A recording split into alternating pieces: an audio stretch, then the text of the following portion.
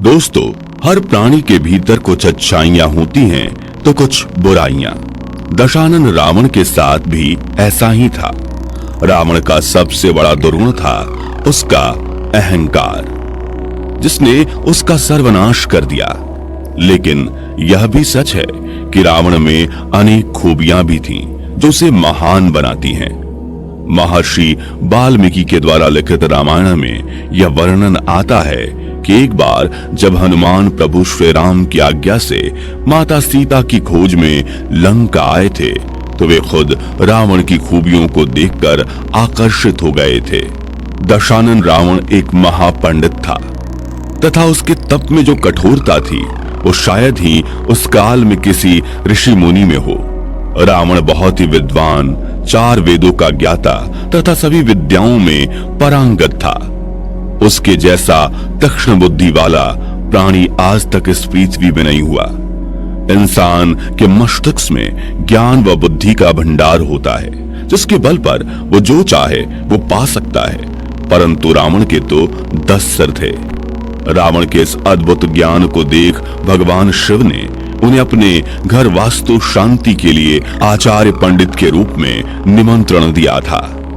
रावण की मां का नाम कैकशी व पिता का नाम ऋषि विशर्वा था।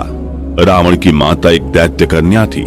रावण के भाई बहनों में कुंभकर्ण, विभीषण, बहन सुपर्णखा के साथ ही धन के देवता कहे जाने वाले कुबेर भी उनके भाई थे।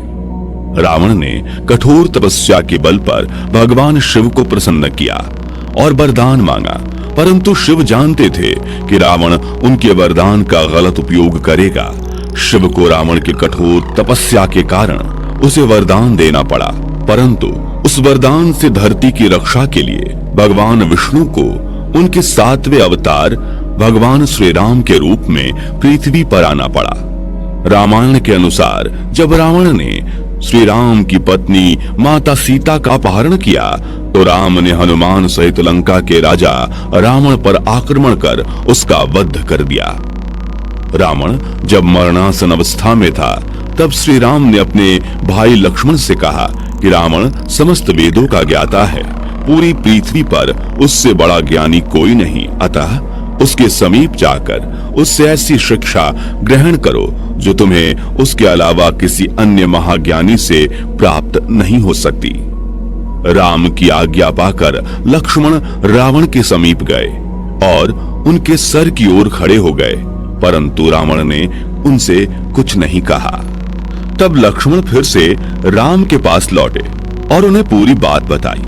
तब श्री राम लक्ष्मण को समझाते हुए बोले कि यदि तुम किसी से ज्ञान ग्रहण करना चाहते हो तो हमेशा उसके चरणों की तरफ खड़े होना चाहिए, ना कि सिर की ओर। लक्ष्मण फिर रावण के पास गए, परंतु इस समय वे रावण के चरणों की तरफ खड़े हुए। तब महाज्ञानी रावण ने उन्हें 3 महत्वपूर्ण बातें बताई जो किसी भी व्यक्ति के जीवन में सफलता के लिए आवश्यक हैं। पहली बात रावण ने लक्ष्मण को बताई कि शुभ कार्य जितनी जल्दी हो सके उसे अति शीघ्र करना चाहिए, वह शुभ कार्य को जितनी देर तक संभव हो टालना चाहिए। मैंने प्रभु श्री राम को पहचानने में बहुत देर कर दी। उनसे शत्रुता मोल लेने के कारण ही आज मैं इस हालत में हूँ। दूसरी बात, कभी भी अपने शत्रु को छोटा नहीं समझना चाहिए। मैंने अपने शत्रु को भली भांति नहीं आंका तथा जिन्हें मैं वानर और भालू समझ सामर्थ्य में कम समझ रहा था, उन्होंने मेरी पूरी सेना को नष्ट कर दिया। जब मैंने भगवान शिव से अमरता का वरदान मांगा था तो मनुष्य के अतिरिक्त कोई मेरा वध नहीं कर सके कहा था। यह मेरी एक और गलती थी जो मेरे अंत का कारण बनी। तीसरी और सबसे महत्वपूर्ण बात, यदि तुम्हारे जीवन का कोई राज हो तो उसे अपने तक ही सीमित रखना। अपना राज किसी प्रिय को नहीं बताना चाहिए, चाहे वो तुम्हारा कितना भी करीबी क्यों ना हो। या भूलकर मैंने विभीषण को अपना राज बता दिया और जिंदगी की तीसरी सबसे बड़ी गलती कर बैठा।